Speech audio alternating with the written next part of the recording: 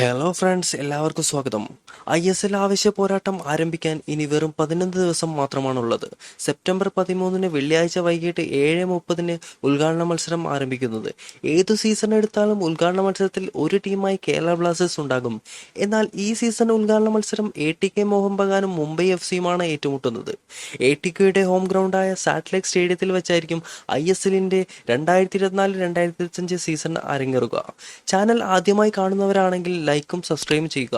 നിങ്ങളുടെ സപ്പോർട്ട് ഉണ്ടെങ്കിലുള്ളൂ നമുക്ക് നല്ലൊരു വീഡിയോ അടുത്തായിട്ട് ചെയ്യാൻ പറ്റുകയുള്ളൂ. ISL ഇതാ ഒരു പുതിയ ടീമും കൂടി വന്നിരിക്കുന്നു.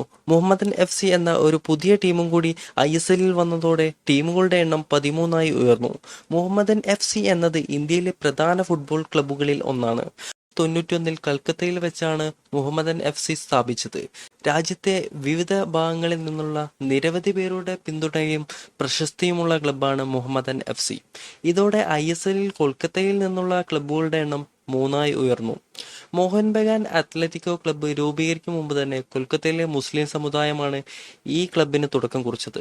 1934-1940 മുഹമ്മദൻ FCയുടെ വളർച്ചയിലെ ഏറ്റവും പ്രധാനപ്പെട്ട കാലമായിരുന്നു. 1981 ക്ലബ്ബ് രൂപീകരിച്ച ശേഷം 1934 കൊൽക്കത്ത ഫുട്ബോൾ ലീഗിൽ പങ്കെടുക്കുകയും വിജയിക്കുകയും ചെയ്തു.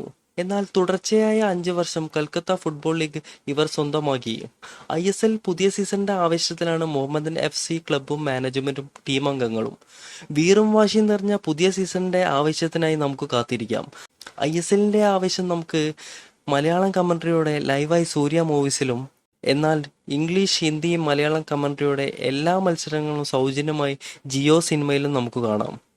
അപ്പോൾ എല്ലാവർക്കും നന്ദി. ബൈ.